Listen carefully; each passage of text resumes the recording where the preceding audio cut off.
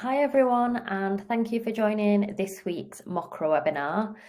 This week we will be focusing on adverse events and safety substantiation.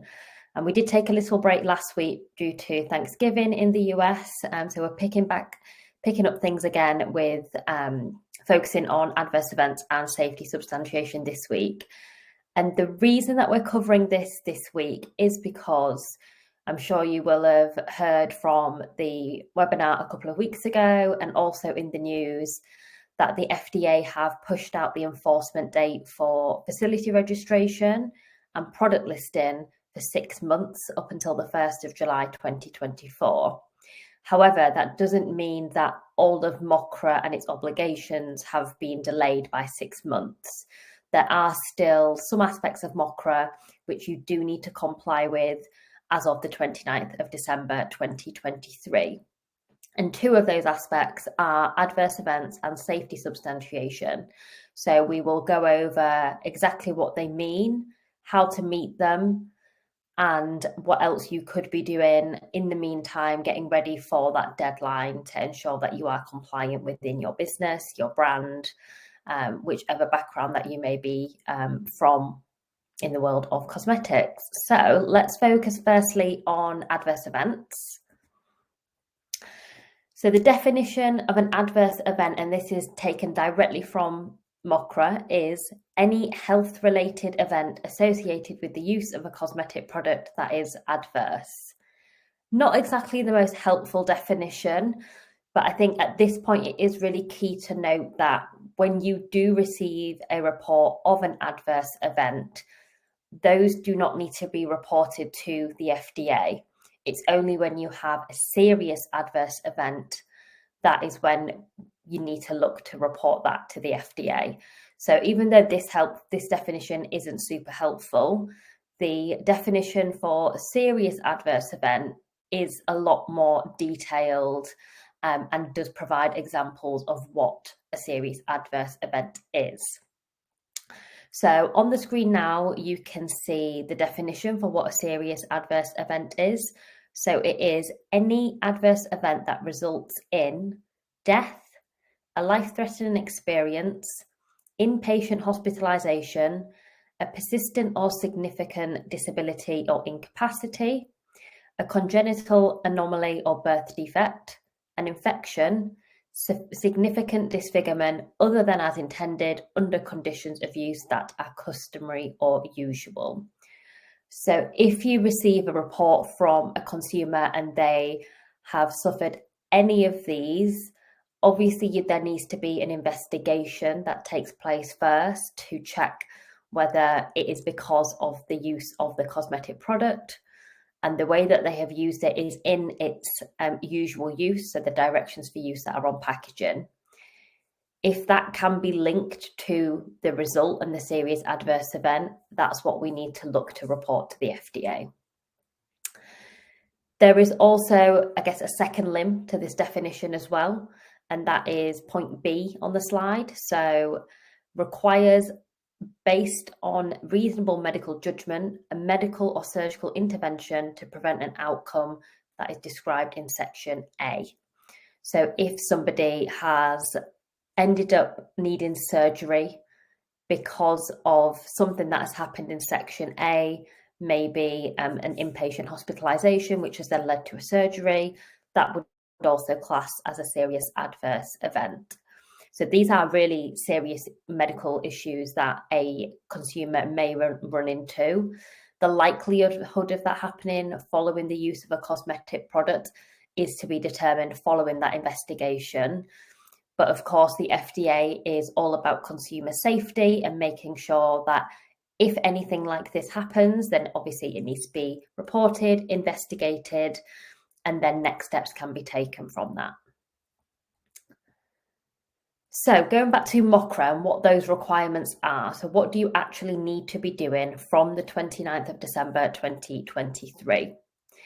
Section 605 within MoCRA details the reporting of a serious adverse event. So any instance on the slide that I was just going through would need to be reported to the FDA. It's really key that if you have serious adverse events that happen in other markets outside of the US, those do not need to be reported to the FDA. If it's in the UK or the EU, they have their own processes for reporting serious adverse events. You wouldn't need to report a consumer that's experienced a serious adverse event in the UK to the FDA in the US. So the first key point is that making sure that if you have a serious adverse event, has it taken place in the US? It's the responsibility of the US responsible person to report the serious adverse event to the FDA. We went over the US responsible person a couple of webinars ago. I'm sure you will also have the recording if you just need to refresh who that is for your business, for your brand.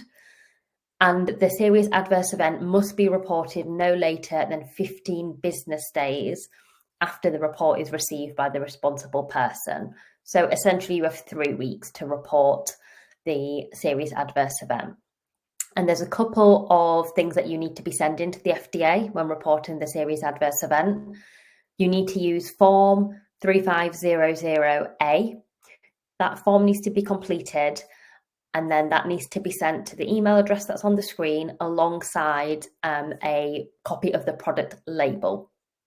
Both of those need to be sent to cosmetikaers@fda.hhs.gov. That is when you have reported your serious adverse event, and again, it needs to be within 15 business days of the responsible person receiving the report. So if you have a way of customers being able to report these serious adverse events, maybe through a customer services hotline, it's only at the point where this responsible person receives the event that is when the 15 business days start. It doesn't start when the customer service representative has received that report. But obviously, with it being a serious adverse event, you will want to report it as soon as possible. The form is already available, so this is not something we are waiting from the FDA for. So you can access that form, download it, include it within your processes, within your business already, and make sure that it is ready available should you need to follow this process. And then obviously you will already have a copy of your product label as well. Another point that's really important to know is that if within 1 year of submitting a serious adverse event report, the responsible person in the US receives some new or material medical information which relates to that original report, then the RP must submit new information to the FDA, again within 15 business days after receipt of that new information. So you would need to complete the form again and send it with the product label again to the email address on the screen if it's within that 1 year. And the reason behind this is to ensure that the FDA has the most up-to-date information. They are also, well, yourself and the FDA should be looking to see if there's any trends with the product. So is there something that the way that consumers may be using the product that is causing these serious adverse events to happen? And it just helps to build that picture. And obviously looking at how often it happens as well. So the example that I have just talked through is anything within 1 year of that original report being filed. Okay, so there are some other requirements under MoCRA whereby that all brands should be compliant to. Record keeping. So the US responsible person must keep and maintain a record of adverse events for 6 years. So MoCRA doesn't stipulate whether it needs to be serious adverse events or all adverse events for 6 years. The best practice would be keep a record of all your adverse events for 6 years, adverse and serious adverse. So the ones that you have reported to the FDA and the ones that you haven't reported to the FDA. If you fall within the small business exemption, the record keeping time is only 3 years. So you only need to keep those records for 3 years.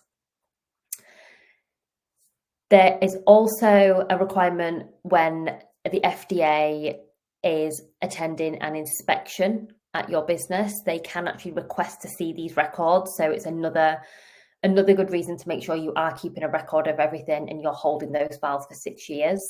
So they can request to see these if the FDA do inspect you. Whereby it relates to fragrance and flavour ingredients, if the FDA believe, once they've received that report that you filed within the 15 business days, if they believe that the serious adverse event has been caused by the fragrance or the flavour in the product, the US responsible person must provide the FDA with a list of ingredients or categories of the ingredients in the fragrance or flavour within 30 days of a request. With fragrances and flavour ingredients, it's well known that they are trade secret amongst the suppliers, and they're not very keen to obviously share that list of ingredients with the brands. But if you have a serious adverse event, you will need to contact the supplier of the fragrance or the flavour, let them know that you've had a serious adverse event, the FDA think it's because of the fragrance or the flavour, and you need more ingredient information. It might be that they will provide some more detail rather than just the categories. They might provide ranges of the subcomponents that are contained within that fragrance or flavour. And then you have 30 days of sending that information to the FDA. So it's really key that you already have that relationship with communicating with your suppliers as well. So how do you meet these requirements within your business? It's really key that you have some internal processes already set up ahead of the 29th of December 2023. So the first thing that I would focus on is making sure that consumers can actually report the adverse event, and that needs to be reported to the responsible person, which is via the labelling information. So this can be a domestic address or telephone number or electronic contact information such as an email or website. If you rewatch one of the webinars which focuses on responsible person, this goes into a lot more detail and provides some examples of how this information is presented on your label, but you need to have the responsible person information on the label. It's highly likely that you already have it, but identifying who the responsible person is might need a little bit more investigation depending on the number of addresses that you currently have on there.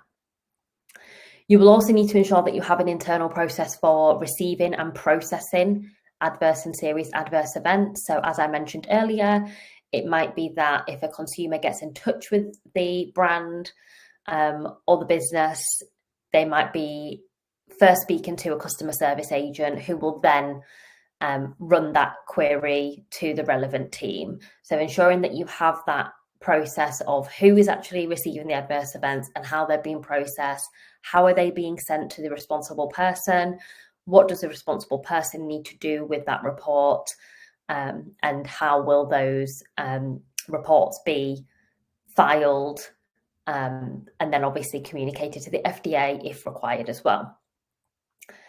So that brings me on to my next point. So ensuring that you have an internal process for reporting serious adverse events and communicating with the FDA.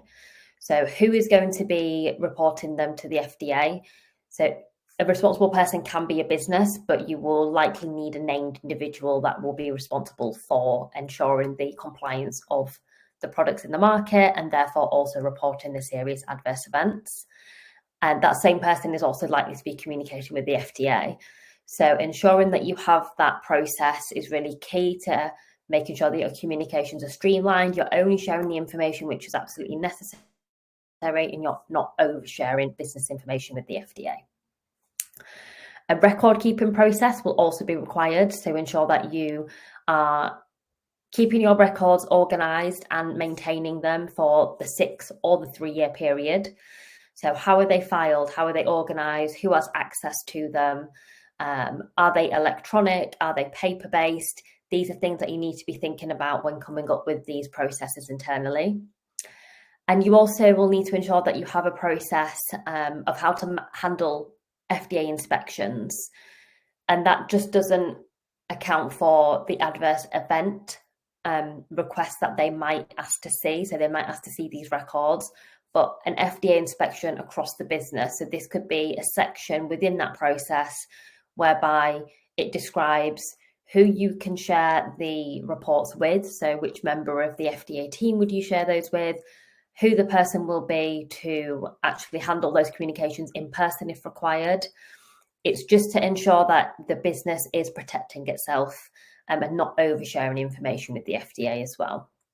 So having these processes is really key to making sure that you meet your requirements and that you're compliant as a business. So to summarize, the 5 things that you need to be focusing on is ensuring that you know who the US responsible person is and the consumer can contact them, having a process for receiving and processing the adverse events, having a process for communicating with the FDA if it is a serious adverse event, a process for the record keeping and maintenance, and then if you do have an FDA inspection, who is going to take care of that inspection and sharing those adverse events reports with the FDA and how those will be managed.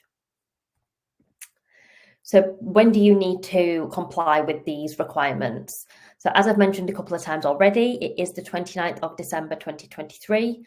There is no extension to this deadline. There is no delayed enforcement to this deadline either. It still is the 29th of December 2023, and the FDA will enforce from this date.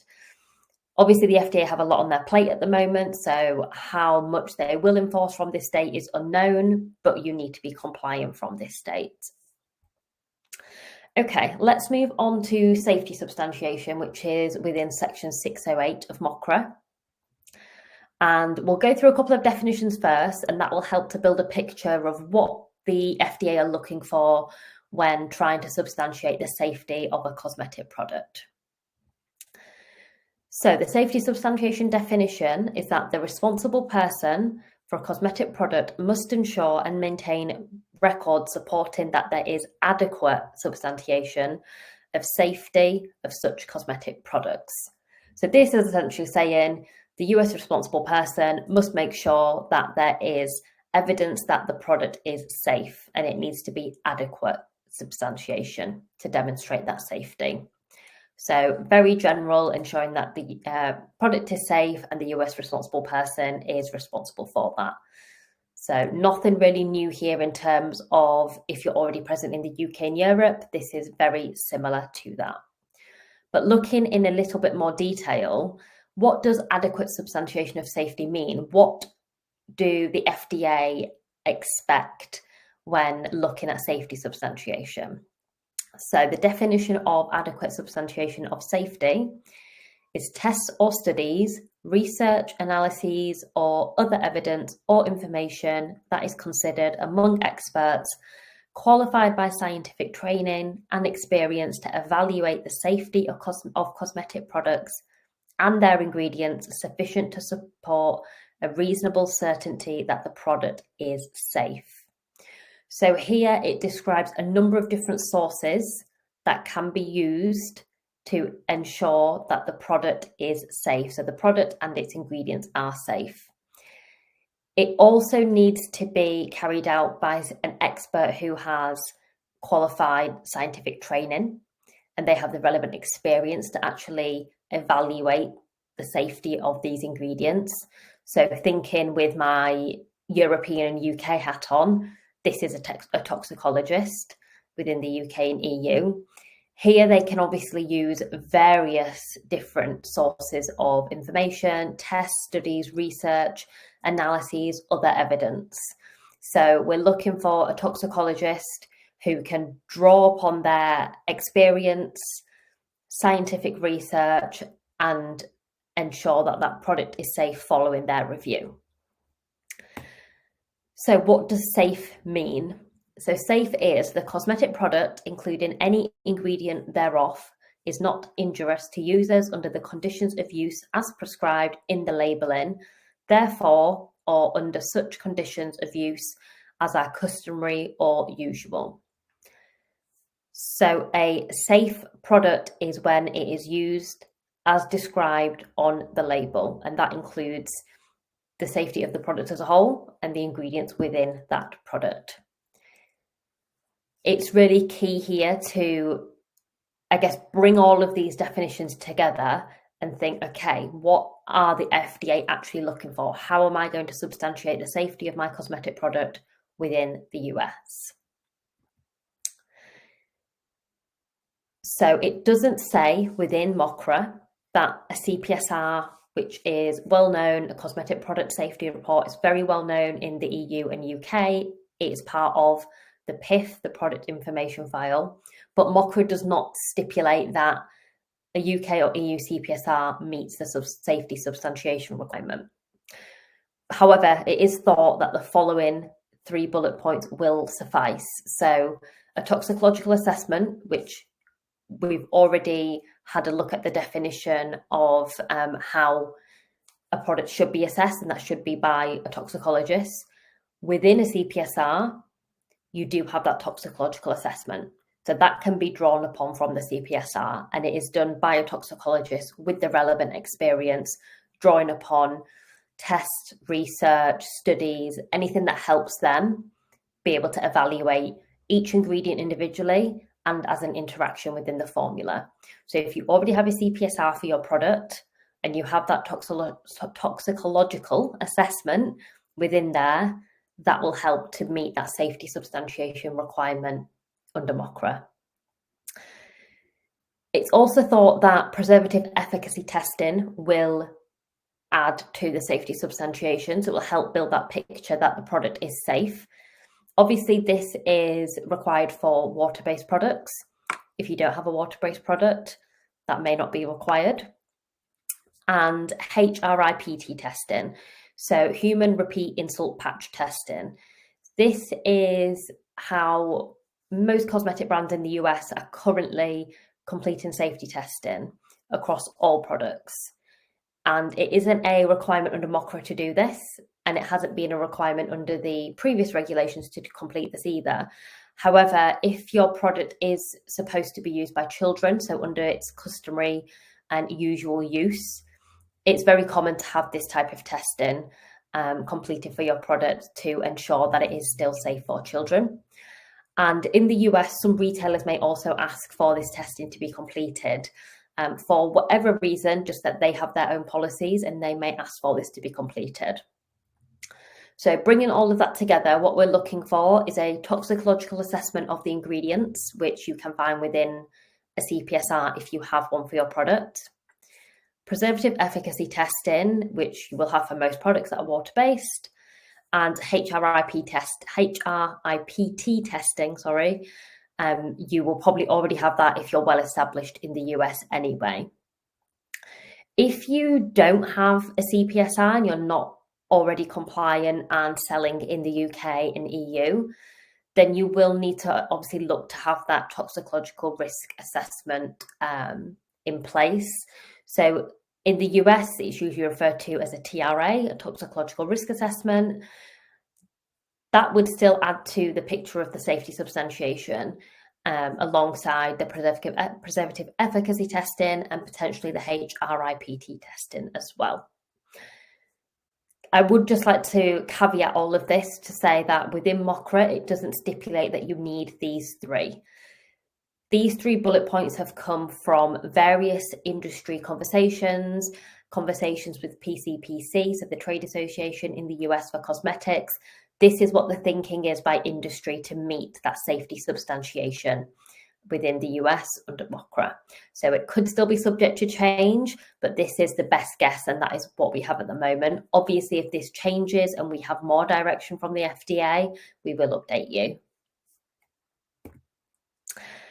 And looking at the deadlines again, so when do you need to ensure that you have this safety substantiation in place for your cosmetic products? Again, it's the 29th of December 2023. The FDA are not extending this deadline, and they are not delaying enforcement from this date either. So from the 29th of December 2023, you must ensure that you have the relevant safety substantiation for cosmetic products that are sold in the US under MoCRA and the requirements that we have just gone through. I know that the definitions are worded in a very convoluted way, and trying to pick up on exactly what they mean by certain things it's almost like a jigsaw when you're trying to put it together. But if you do have any questions or you're not clear on exactly how to meet some of these requirements, or you need help building these processes, then please reach out and we will be more than happy to help. So I think that probably brings me to the end of the webinar. I don't know if anybody has submitted any questions yet. I will just take a quick look. So we don't have any questions yet. Oh, we have something.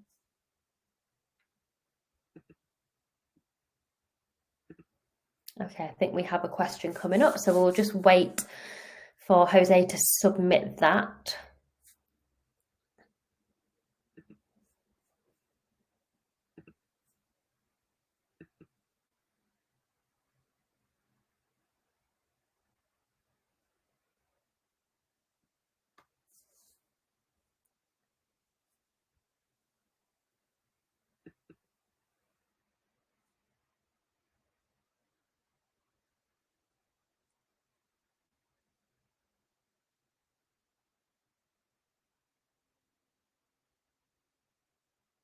Okay, so the question is the by when slide. So the slide that we've got up on the screen at the moment, the third bullet point states will enforce. Should it read will not enforce? So no, so the deadline is the 29th of December 2023. The FDA will enforce from the 29th of December 2023. Where they won't enforce, that is in relation to the product listing and the facility registration. That's where we have an extra 6 months from the 29th of December 2023. For adverse events and safety substantiation, they will expect all businesses that are selling cosmetics in the US to comply from the 29th of December 2023. Whether they will actually enforce in real terms, given the FDA has such a heavy workload at the moment, is unknown, but the deadline still stands and the enforcement will be from this date. So I hope that clears that up for you.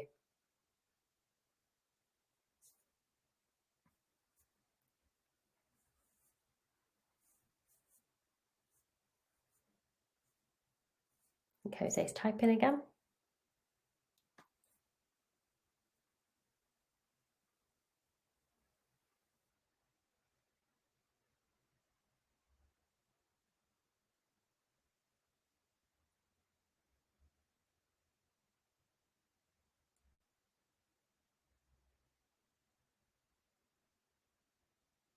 Perfect. Thank you very much, and no worries on the clarification. And I'm glad that you're enjoying the webinar and the series. We'll obviously be back with a new topic next week. And as we get closer to the deadline, we'll hopefully have the FDA Cosmetics Direct system as well, and we can talk through how to actually complete facility registrations, product listings, the best way to do them, and make sure that you're able to meet the deadlines in good time. Because even though we have this extra 6 months, I'm sure that July will be here before we know it. Guido is just typing a note in as well, so I'll just wait for his message to come through.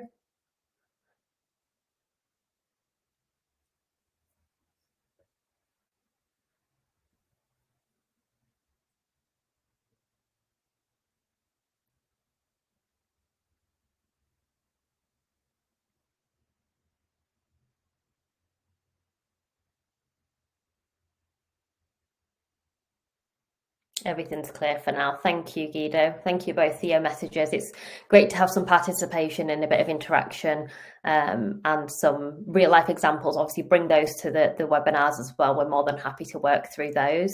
If anything comes to mind later, then please reach out, get in touch. We'll be more than happy to help. Thank you very much.